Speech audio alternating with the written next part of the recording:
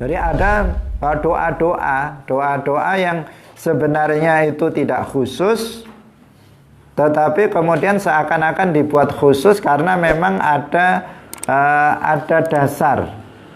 Ada dasar, artinya doa itu ada asal mulanya, sehingga kemudian seakan-akan itu dibuat khusus.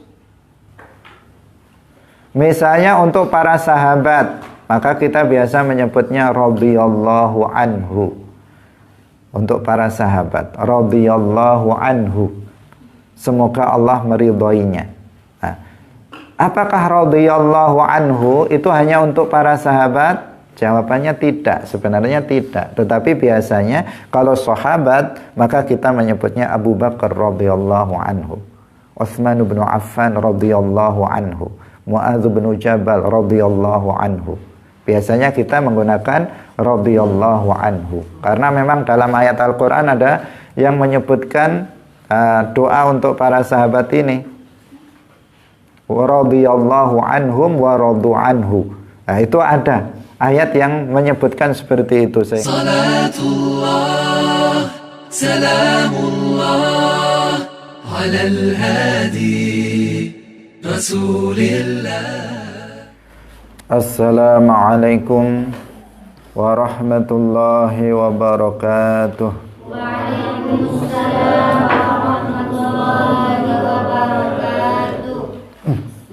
Wa wajibun syar'an 'alal mukallafi ma'rifatullahil 'aliyyi fa'rifi ay'ariful wajib wal muhala ma jaizin fi haqqihi ta'ala wa mithlu dha fi haqqi rasulillahi alaihim tahiyyatul ilahi fal wajibul aqli ma lam yaqbali al-intifa fi dhatihi fabdahili wal mustahilu kullu ma lam yaqbali fi dhatihi thubuta biddal awwali wa kullu amrin qabilin lil intifa wa li thubuti jaizun bila khafa ثم اعلم بأن هذا العالم أين سوى الله العلي العليم من غير شك حادث مفتقر لأنه قام به التغير حدوثه وجوده بعد العدم وضده هو المسمى بالقدم فاعلم بأن الوصف بالوجود من واجبات الواحد المعبود. Hadirin hadirat kaum muslimin muslimat, pemirsa Madu TV rahimakumullah. Alhamdulillah, puji syukur marilah kita sampaikan kepada Allah Subhanahu wa taala. Di pagi hari ini Allah Subhanahu wa taala masih melimpahkan nikmat-nikmatnya kepada kita semuanya, nikmat kesehatan dan nikmat-nikmat lainnya, terutama nikmat taufik. Dengan taufik dari Allah Subhanahu wa taala, kita semuanya tergerak untuk bisa hadir dalam majelis ilmu ini. Semoga Allah Subhanahu wa taala memberikan keikhlasan di hati kita dalam menunaikannya sehingga amal ini menjadi amalan salihan maqbula. Amin ya rabbal alamin. Salawat dan salam semoga tetap tercurahkan, terlimpahkan kepada Nabi Agung Nabi Muhammad sallallahu alaihi wasallam, para sahabatnya, keluarganya dan seluruh umat Islam yang mengikuti beliau ila yaumil qiyamah. Hadirin hadirat rahimakumullah. Mari kita memulai pengajian kita pagi hari ini dengan mengikhlaskan, memurnikan niat kita semata-mata kita hadir dalam majelis ilmu karena Allah, lillahi ta'ala. Pada hari ini kita melanjutkan pada bait atau nazam yang keberapa? Nazam yang ke-13 ya, 13 dan 14 insyaallah. Qala al-muallif rahimahullahu ta'ala wa mithlu dha fi haqqi rusulillahi alaihim tahiyyatul ilahi fal wajibul aqliyyu ma lam yaqbali al-intifa fi dhatihi fabtahili wal mustahilu kullu ma lam yaqbali fi dhatihi thubuta diddal awwali wa kullu amrin qabilin lil intifa walis-thubuti jaizun bila khafa wa mithlu dha lan iku padane iki fi haqqi rusulillahi ing dalem haqqe pira-pira utusane Allah alaihim iku muga tetep ing atase rusulillah tahiyyatul ilahi utawi penghormatane Allah fal wajibu mongko utawi perkara kang wajib al-aqliyu kang bangsa akal iku ma perkara lam yaqbal kang ora nrimo apa al-aql al-intifa ing ora ana fi dzatihi ing dalem zate ma fabtahil mongko donga sapa sira wal mustahilu lan utawi perkara kang mustahil iku kullu ma saben-saben perkara lam yaqbal kang ora nrimo apa ma fi dzatihi ing dalam zate ma as-subuta ing tetep anane diddal awwali kang suwalie kang kawitan wa kullu amrin lan utahi saben-saben perkara qabilin kang nrimo apa kullu amrin lilintifa maring ora ana wali subuti lan maring tetep anane iku jaizun aran jaiz aqli bila khafa kelawan tanpa ana kesamaran. Hadirin hadirat rahimakumullah, sebagian yang kita baca pada pagi hari ini telah kita jelaskan pada pertemuan sebelumnya, hanya mengulang saja agar kita lebih memahaminya. Al-Muallif Asy-Syaikh Ahmad Ad-Dardir beliau mengatakan wa mithlu dza fi haqqi rusulillahi alaihim tahiyyatul ilahi. Dan seperti ini pada hak para rasul Allah.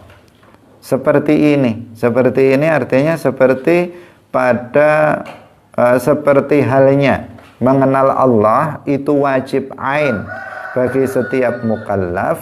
Demikian juga mengenal para rasul itu hukumnya juga fardu ain bagi setiap mukallaf.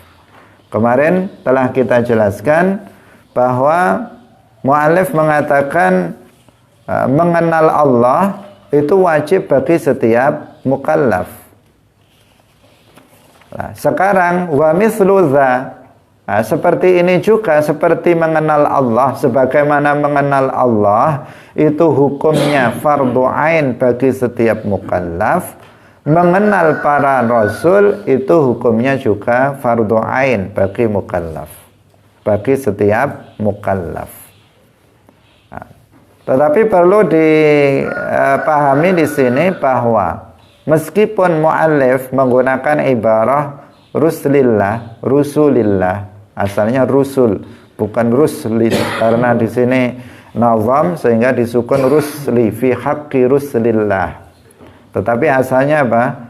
Rusul, jamaknya rasulun, itu rusulun jam'u taksir dari rasulun. Kalau rasulun itu mufrad, rasulun satu rasul. Kalau rusulun artinya para rasul.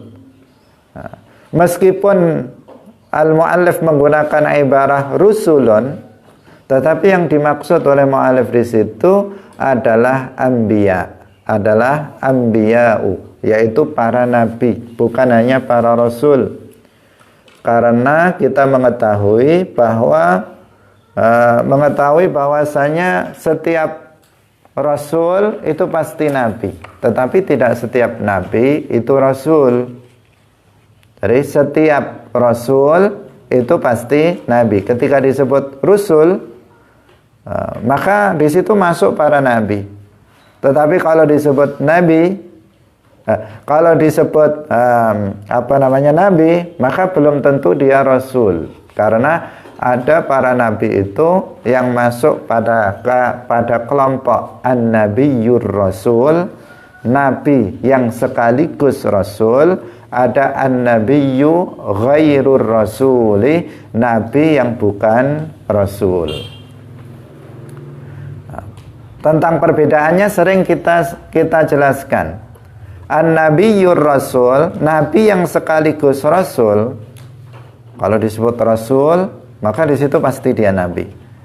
An-nabiyyur rasul, nabi yang dia adalah juga seorang rasul, adalah mereka yang datang, perbedaannya di sini, mereka datang dengan membawa syariat yang baru. Syariat yang berbeda dengan syariat Rasul sebelumnya. Bisa ada yang sama kemudian ditetapkan, ada yang kemudian berubah dari syariat sebelumnya, ada yang memang baru sama sekali tidak ada dalam syariat Rasul sebelumnya. Maka dia disebut sebagai an-nabiyyur rasul, nabi yang sekaligus menjadi rasul, yang dia datang dengan membawa syariat yang baru. Yang kedua, an-nabiyyu ghairur rasul, nabi yang dia bukan rasul, dia nabi saja bukan rasul. Maka an-nabiyyu ghairur rasul, mereka yang datang tidak dengan syariat yang baru, tetapi mereka diperintahkan untuk mendakwahkan, untuk mengajarkan syariat Rasul sebelumnya. Mereka para nabi yang datang setelah Nabi Ibrahim alaihissalam, maka mereka mengajarkan syariatnya Nabi Ibrahim.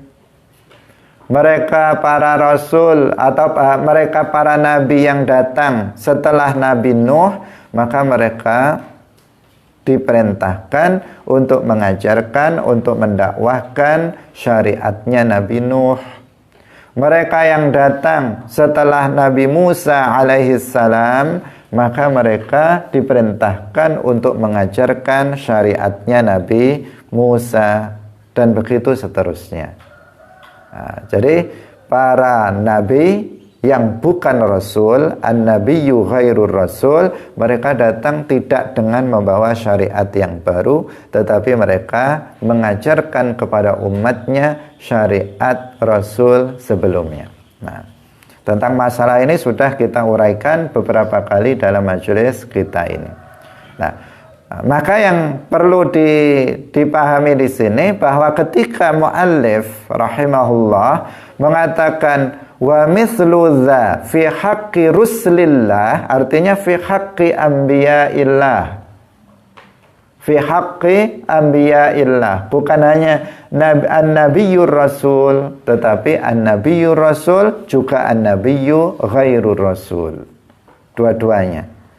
Yang wajib untuk seseorang mengenalnya itu bukan hanya mengenal nabi yang rasul saja, tetapi juga an-nabiyyu yang ghairur rasul, kita juga wajib untuk mengenal mereka. Karena para nabi mereka memiliki nanti sifat-sifat yang sama, sifat wajib, sifat mustahil, sifat jaiz yang sama. Tidak hanya an-nabiyyur rasul saja, nabi yang rasul saja, tetapi nabi yang bukan rasul pun juga memiliki sifat-sifat yang sama. Hadirin hadirat yang dirahmati oleh Allah Subhanahu wa taala. Jadi mengenal para rasul itu juga dengan cara mengetahui sifat wajib bagi mereka, sifat mustahil bagi mereka, dan sifat jaiz bagi mereka. Kalau kemarin kita katakan mengenal Allah itu dengan mengetahui sifat wajib bagi Allah, sifat mustahil bagi Allah, dan sifat jaiz bagi Allah. Begitu juga dalam mengenal para nabi. Dalam mengenal para nabi adalah dengan mengetahui sifat wajib bagi para nabi, sifat mustahil bagi para nabi, dan sifat jaiz bagi para nabi. Apa artinya sifat wajib bagi para nabi? Sifat wajib bagi para nabi artinya adalah sifat yang berdasarkan dalil-dalil syarak. Para nabi itu pasti bersifatan dengan sifat tersebut. Jadi sifat wajib bagi para nabi artinya adalah sifat-sifat yang berdasarkan dalil-dalil syarak. Pasti para nabi bersifatan dengan sifat itu, nggak mungkin nggak. Kalau dikatakan nabi itu nggak bersifatan dengan sifat itu, maka ini tidak mungkin, karena dalil-dalil syarak itu menunjukkan hal tersebut. Misalnya apa? Misalnya sifat para nabi yang pertama adalah as-sidqu, jujur. Tidak ada seorang nabi yang pernah berbohong. Nah, maka para nabi seluruhnya itu bersifatan dengan sifat itu. Jika dikatakan bahwa ada seorang nabi itu yang yang pernah berbohong, maka ini apa? Ini sesuatu yang tidak sesuai dengan dalil-dalil syarak. Karena tidak mungkin seorang Allah itu mengutus seorang nabi yang pembohong. Karena tugas seorang nabi itu menyampaikan khabar dari Allah, menyampaikan berita dari Allah yang berupa risalah Islamiyah. Nah, jika risalah Islamiyah itu disampaikan oleh seseorang yang pembohong, pertanyaannya apakah bisa diterima? Apakah bisa diterima? Kalau kita menerima berita, kalau kita dalam kehidupan sehari-hari kita menerima sebuah berita dari seseorang, maka kita percaya atau tidak percaya, kita juga akan mempertimbangkan siapa yang menyampaikannya. Siapa yang menyampaikannya? Oh, yang menyampaikannya si A. Si A ini adalah orang yang jujur, nggak pernah berbohong. Maka kita bisa dengan mudah untuk menerima berita itu dan membenarkannya. Tetapi jika yang datang kepada kita memberikan berita, memberikan informasi kepada kita, itu ternyata adalah orang yang pembohong, maka kita pun kemudian menjadi ragu terhadap kebenaran informasi yang disampaikannya. Benar enggak berita yang dia sampaikan? Jangan-jangan dia berbohong seperti halnya biasanya dia berbohong. Nah, seorang nabi itu tugasnya adalah menyampaikan berita dari Allah tentang Islam, tentang ajaran-ajaran Islam kepada umat manusia. Apabila mereka itu bohong, apabila mereka itu tidak jujur, maka di sini akan diragukan kebenarannya oleh umat manusia. Nah, dan itu tidak mungkin Allah Subhanahu wa taala mengutus seorang yang pembohong itu menjadi seorang nabi untuk menyampaikan risalahnya. Sehingga Ahlus Sunnah wal Jamaah meyakini jika Allah berkehendak untuk menentukan seseorang itu menjadi seorang nabi, seorang rasul, maka Allah menjaganya dari melakukan menjaganya dari melakukan kebohongan, baik sebelum diangkat menjadi seorang nabi maupun setelah diangkat menjadi seorang nabi. Yang kedua adalah sifat mustahil. Sifat mustahil bagi para nabi. Artinya sifat-sifat yang berdasarkan dalil-dalil syarak, para nabi itu pasti tidak bersifatan dengan sifat itu. Seperti apa? Seperti kebalikan dari as-sidqu, yaitu al-kadzib, berbohong. Berbohong ini adalah sifat mustahil bagi Allah. Artinya berdasarkan dalil-dalil syara, kadzib itu adalah sesuatu yang mustahil, sesuatu yang tidak bisa kita menerimanya secara akal apabila itu disifatkan kepada seorang nabi Allah. Kemudian yang ketiga adalah sifat jaiz bagi para nabi. Sifat jaiz bagi para nabi artinya adalah sifat yang berdasarkan dalil-dalil syara. Itu para nabi mungkin saja bersifatan dengan sifat-sifat itu. Jadi berdasarkan dalil-dalil syara, dalil-dalil agama, mungkin saja para nabi itu bersifatan dengan sifat-sifat tersebut. Yaitu berupa di sini nanti akan dijelaskan lebih rinci di belakang, yaitu seperti sifat kemanusiaan yang tidak mengurangi derajat seorang nabi. Itu adalah sesuatu yang jaiz. Misalnya seorang nabi itu makan, minum, sakit yang ringan, kemudian menikah, memiliki anak. Itu sesuatu yang jaiz bagi para nabi, yang mungkin saja terjadi dan dilakukan oleh seorang nabi. Hadirin hadirat kaum muslimin muslimat pemirsa Madu TV rahimakumullah. Jadi mengenal Rasulullah, mengenal para nabi itu adalah dengan mengetahui sifat wajib bagi para nabi, sifat mustahil bagi para nabi, dan sifat jaiz bagi para nabi. Sebagaimana kita mengenal Allah itu dengan mengetahui sifat wajib bagi Allah, sifat mustahil bagi Allah, dan sifat jaiz bagi Allah. Nah, ini yang dimaksud wa mithlu dza. Seperti ini dalam hal sama-sama wajib ainnya mengenal Rasulullah, itu sama-sama wajib ainnya dengan mengenal Allah. Dalam hal bahwa mengenal Allah itu dengan mengetahui sifatnya yang wajib, sifat yang jaiz, sifat yang mustahil. Demikian juga wa mithlu dza, seperti ini juga mengenal Rasul dengan mengetahui sifat yang wajib bagi Allah, sifat yang mustahil bagi Allah, dan sifat yang wajib bagi Rasul, sifat yang mustahil bagi Rasul, dan sifat yang jaiz bagi Rasul atau bagi para nabi. Wa mithlu dza. Seperti ini fi haqqi Rasulillah. Kemudian al-mu'allim mengatakan alaihim. Di sini karena nazam diberi harokat alaihimi. Asalnya ya alaihim. Alaihim tahiyyatul ilahi. Semoga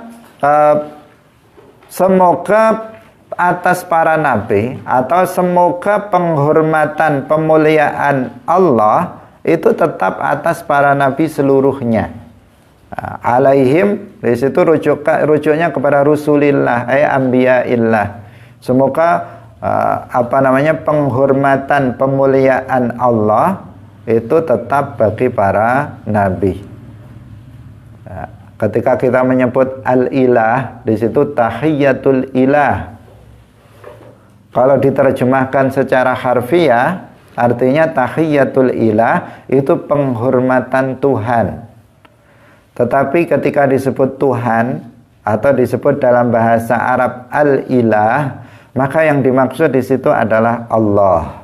Yang dimaksud adalah Allah. Karena lafadz al-ilah ketika dimutlakkan, lafadz al-ilah ketika dimutlakkan, tidak dimudhafkan kepada lafadz yang lain.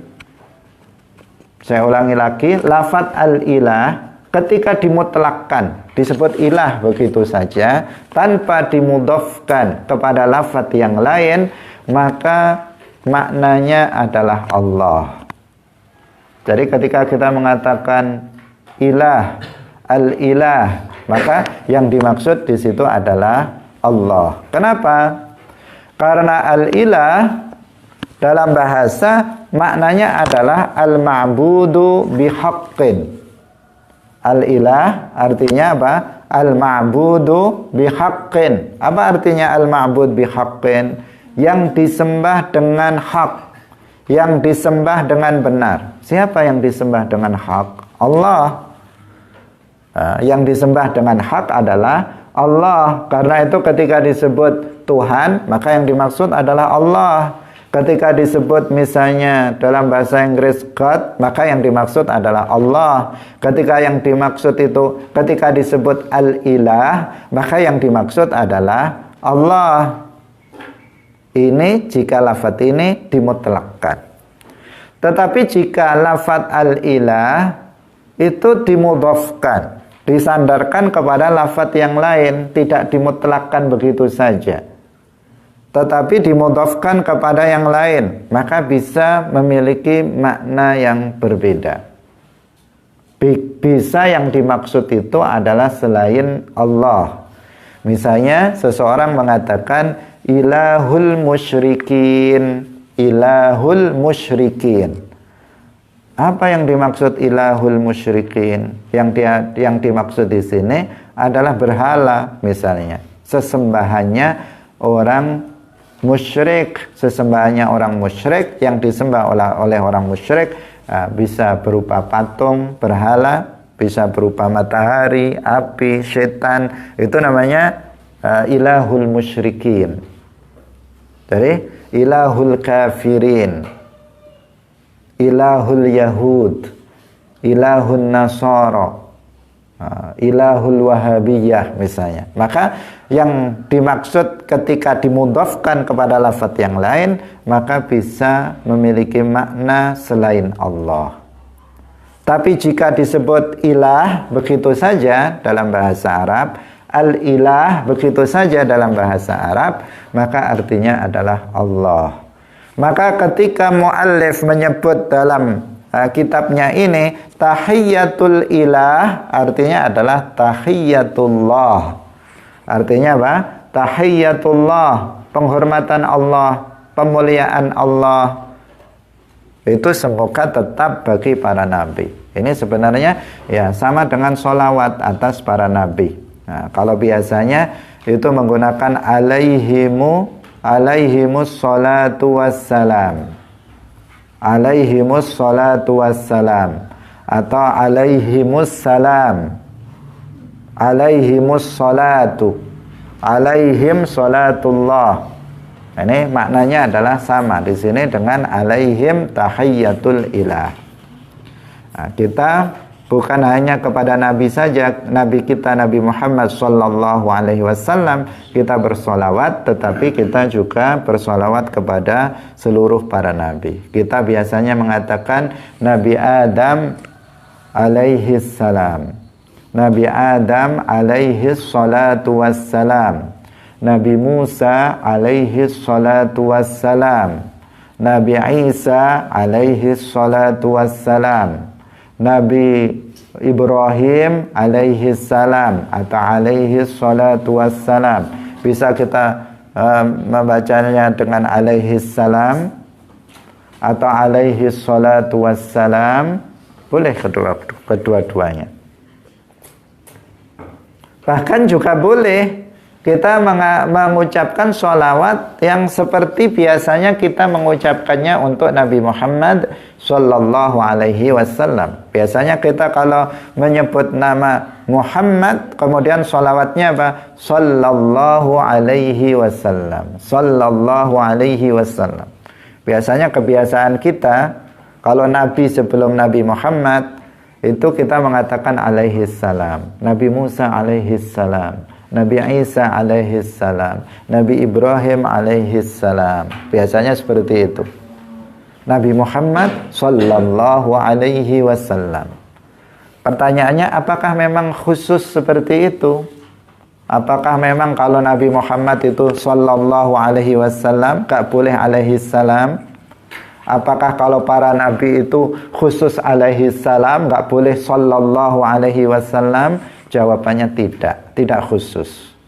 Boleh kita mengatakan Nabi Isa sallallahu alaihi wasallam, Nabi Musa sallallahu alaihi wasallam, Nabi Ibrahim sallallahu alaihi wasallam. Itu boleh mengatakan seperti itu, nggak ada larangan, tidak ada larangan.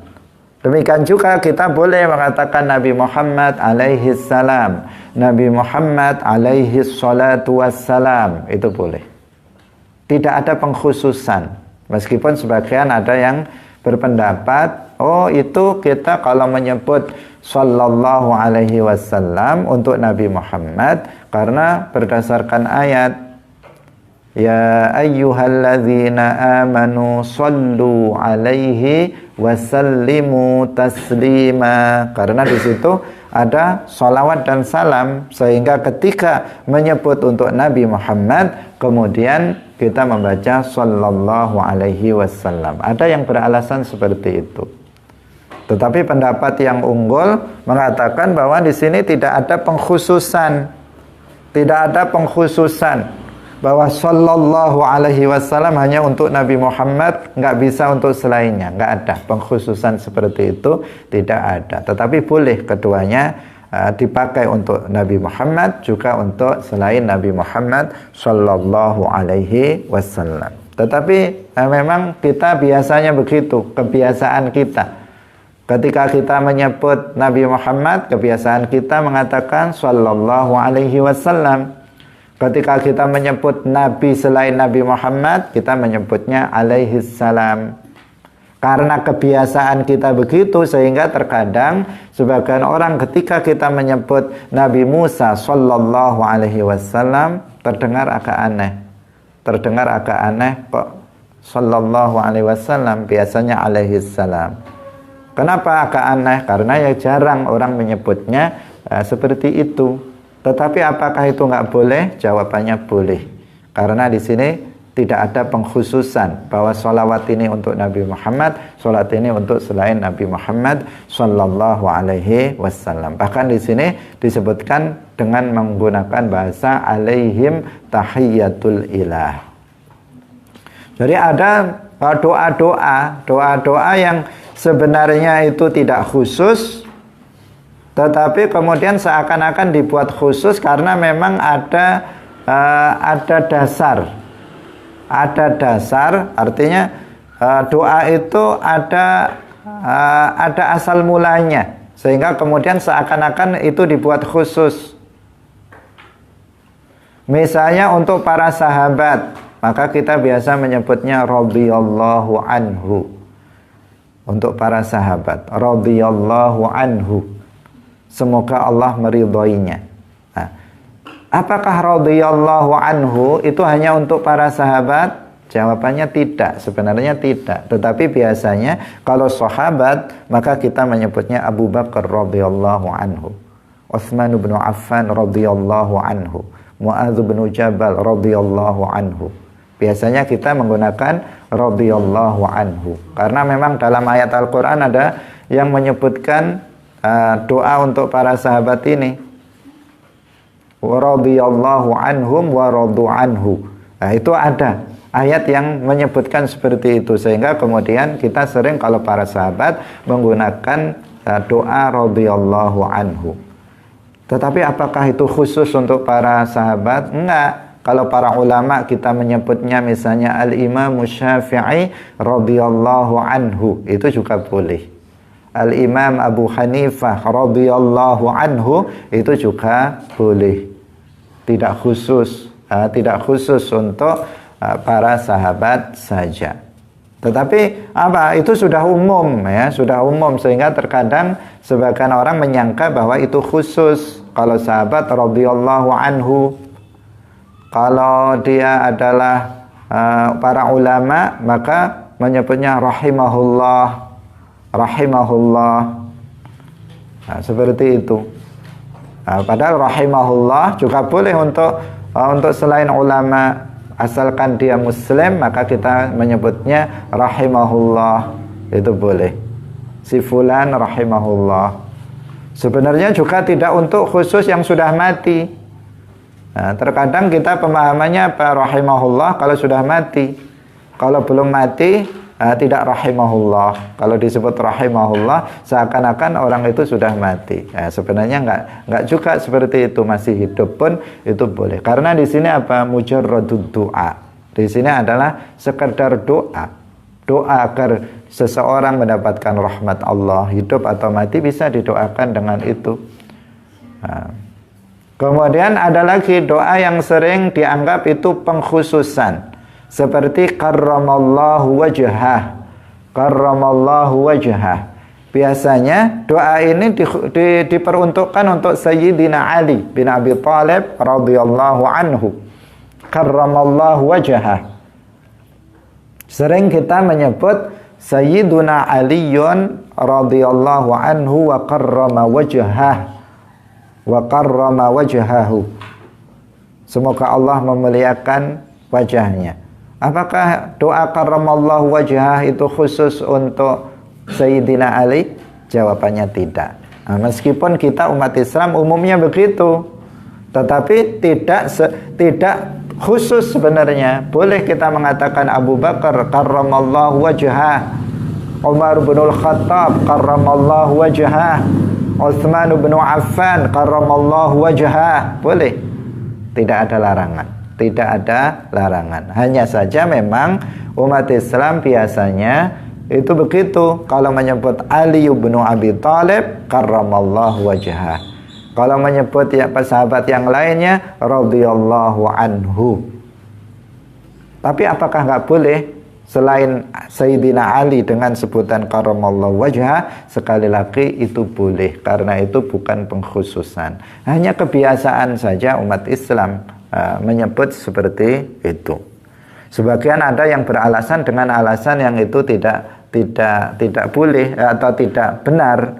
Sebagian mengatakan bahwa disebut karramallahu wajhah, Sayyidina Ali dikatakan karramallahu wajhah karena Sayyidina Ali itu dilahirkan di dalam Ka'bah. Kalau itu sahabat yang lain juga ada, bukan hanya beliau saja. Ada sebagian orang yang lebih tidak benar lagi.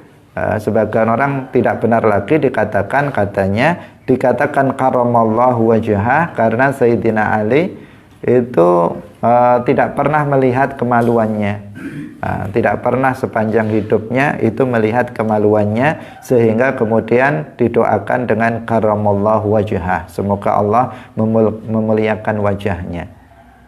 Itu juga tidak benar, tidak tepat. Yang benar bahwa karramallahu wajhah itu bukan kekhususan untuk Sayyidina Ali, tetapi juga boleh untuk yang lainnya. Meskipun tidak dipungkiri bahwa umat Islam sudah terbiasa untuk mengatakan bahwa Sayyidina Ali karramallahu wajhah, sedangkan yang lain radhiyallahu anhu.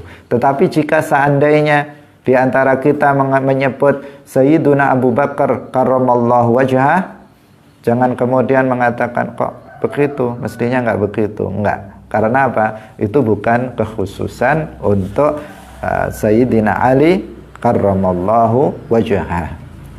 Hadirin hadirat yang dirahmati oleh Allah Subhanahu wa taala. Ini masalah doa yang sering kita sebutkan, kita panjatkan untuk para nabi, untuk para sahabat dan seterusnya. Kemudian yang berikutnya, fal wajibul aqliyu ma lam yaqbali al-intifa fi dzatihi fabtahili. Ini 3 rangkaian yang berkaitan, karena itu kita baca secara langsung. Wal mustahilu kullu ma lam yaqbali fi dzatihi thubuta diddal awwali. Wa kullu amrin qabilin lilintifa walithubuti jaizun bila khafa. Ini sudah kita jelaskan. Sebelumnya sudah kita jelaskan. Pada awalnya dikira belum ada penjelasannya, ternyata muallif juga sudah menjelaskannya. Tetapi akan kita jelaskan lagi dengan penjelasan yang lebih sederhana, karena sebelumnya sudah kita jelaskan. mengulang. Beliau menjelaskan tentang ta'rif atau definisi al-hukmul aqli, hukum akal.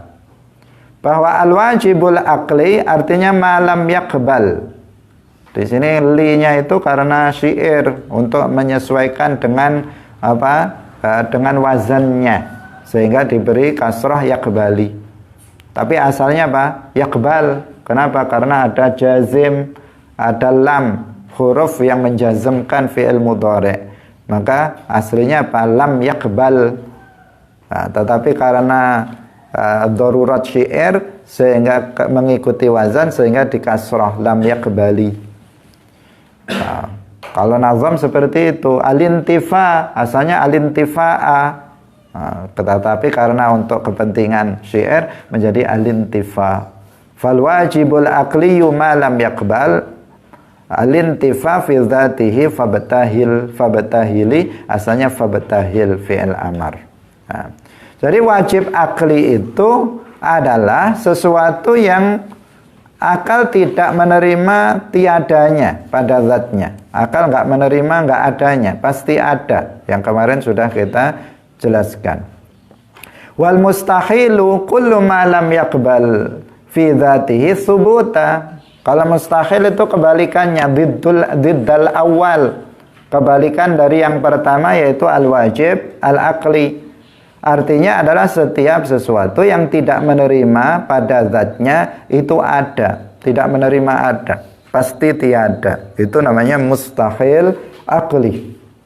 Kemudian yang ketiga, wa kullu amrin qabilin lilintifa walithubuti jaizun bila khafa. Kemudian yang ketiga adalah yang jaiz akli adalah setiap perkara yang menerima tiada lilintifa walithubuti dan menerima untuk ada, menerima ada dan menerima untuk tidak ada. Itulah yang disebut dengan jaiz akli. Hadirin hadirat yang dirahmati oleh Allah Subhanahu wa taala. Dalam masalah ini para ulama kalam, ilmu aqidah, ilmu kalam memberikan contoh dari ketiganya, dari ketiga hukum akal ini, yaitu dengan gerak dan diamnya benda. Dengan gerak dan diamnya benda. Tadi kita katakan wajib akli tidak menerima tiada. Mustahil akli itu tidak menerima ada. Kemudian jaiz akli menerima ada dan menerima tiada. Saya ulangi lagi, kalau wajib akli tidak menerima ada. Kalau mustahil akli tidak menerima, kalau wajib akli, saya ulangi lagi, wajib akli itu tidak menerima tiada. Kalau mustahil akli tidak menerima ada. Kalau jaiz akli menerima ada dan menerima tiada. Nah, dicontohkan dalam satu masalah, yaitu tentang gerak dan diamnya benda. Gerak dan diamnya benda. Ini benda HP, dia diam, dia bergerak. Dengan diam dan geraknya benda. Bagaimana menggambarkannya? Yang pertama kita wajib akli, yang secara akal tidak menerima. Akal tidak menerima tiadanya. Akal tidak menerima tiadanya, yaitu benda itu pasti bersifatan dengan salah satu dari gerak dan diam. Tidak tertentu pada salah satu dari keduanya. Semua benda itu pasti bersifatan dengan salah satu dari bergerak atau diam tanpa kita tentukan dari salah satunya. Semua benda.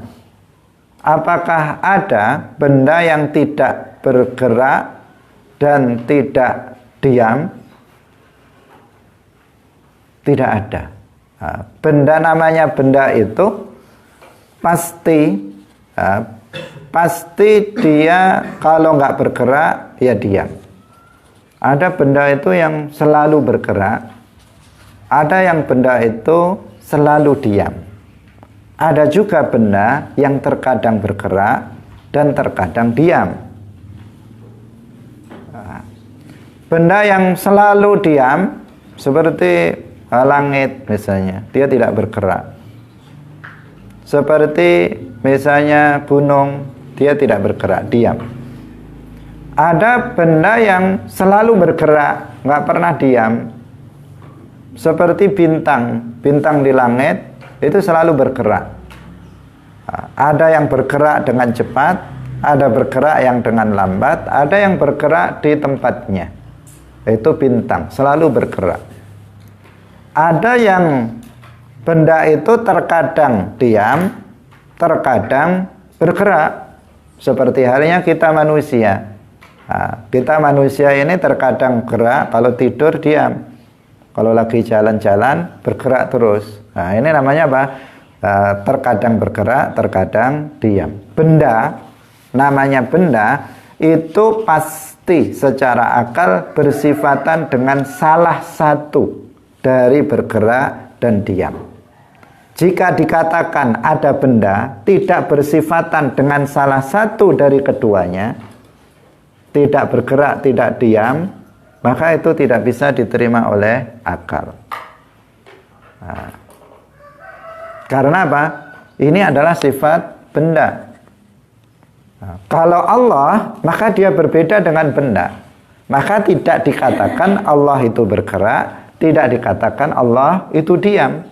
Tetapi kalau itu benda, selain Allah semuanya benda, pasti secara akal dia bersifatan dengan salah satu dari keduanya tanpa kita tentukan sifat mana di antara keduanya itu. Ini namanya apa? Wajib akli. Wajib akli. Pasti secara akal yang namanya benda itu bersifatan dengan salah satu dari dua sifat ini, yaitu bergerak atau diam. Bisa dipahami? Nah, kemudian yang kedua adalah mustahil akli. Mustahil akli tadi apa? Tidak menerima ada. Tidak menerima ada. Contohnya dalam masalah ini adalah adanya benda tidak bersifatan dengan bergerak dan diam dalam waktu yang bersamaan. Dalam waktu yang bersamaan dia tidak bergerak juga tidak diam. Maka akal nggak bisa menerima. Akal tidak bisa menerima adanya sesuatu dalam satu waktu dia tidak bergerak dan juga tidak diam. Bisa nggak akal kita menerimanya? Nggak bisa. Kalau ada sesuatu, kalau dia diam, ya diam. Atau bergerak. Kalau dikatakan benda itu tidak sedang bergerak dan juga tidak sedang diam, bagaimana akal bisa menerimanya? Nggak bisa. Itu namanya apa? Mustahil akli. Dalam satu waktu. Dalam satu waktu, bukan dalam lain waktu. Kalau dalam lain waktu sekarang dia diam, kemudian dia gerak, maka ini sesuatu yang apa? Jaiz namanya, jaiz akli. Tetapi adanya sesuatu yang tidak bersifatan dengan bergerak dan diam dalam satu waktu itu adalah sesuatu yang tidak bisa diterima oleh akal. Namanya apa? Mustahil akli. Mustahil akli. Kemudian yang ketiga jaiz akli. Jaiz akli itu dalam masalah ini adalah adanya suatu benda itu bersifatan secara khusus dengan salah satu dari dua sifat ini, bergerak atau diam. Bersifatan dengan bergerak secara khusus dan bersifatan dengan diam secara khusus. Seperti kita katakan langit itu diam. Langit itu diam. Misalnya bintang itu bergerak. Maka ini sesuatu yang mustahil, sesuatu yang jaiz, sesuatu yang jaiz. Akal menerima, akal menerima adanya dan menerima tiadanya. Si bintang itu bergerak, berarti tidak diam. Langit itu adalah diam, berarti tidak bergerak. Nah, secara khusus dia disifati dengan salah satu dari bergerak atau diam, maka itu adalah sesuatu yang jaiz akli. Hadirin hadirat rahimakumullah. Nah, sebagian masih terlihat masih bingung atau belum begitu paham.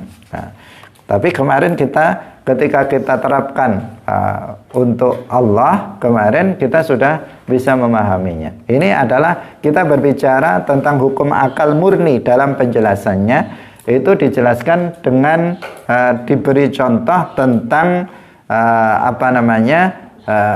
gerak dan diamnya benda. Bergerak dan diamnya benda. Diam di sini artinya bukan diam tidak berbicara. Diam artinya tidak bergerak.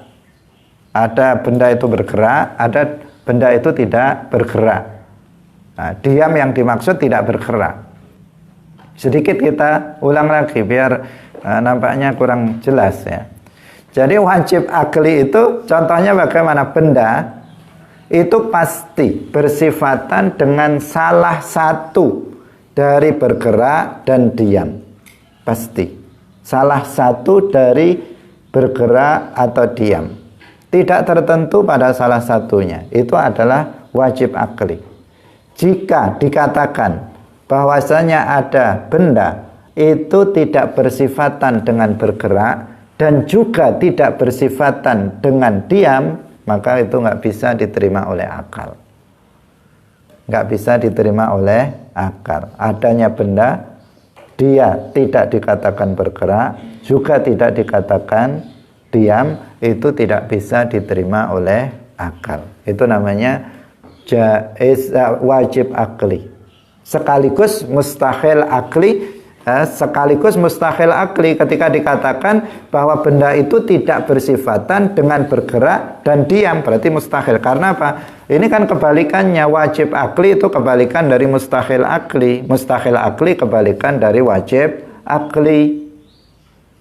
Jadi bahwa benda pasti bersifatan dengan salah satu dari bergerak atau diam, itu namanya wajib akli. Bahwa suatu benda itu tidak bersifatan dengan salah satu dari kedua sifat bergerak atau diam, itu mustahil akli. Bahwa benda itu bersifatan dengan bergerak saja secara khusus atau diam saja secara khusus, maka itu namanya jaiz akli. Hadirin hadirat yang dirahmati oleh Allah Subhanahu wa taala, semoga bisa dipahami penjelasan kita tentang definisi hukum akal pada pagi hari ini.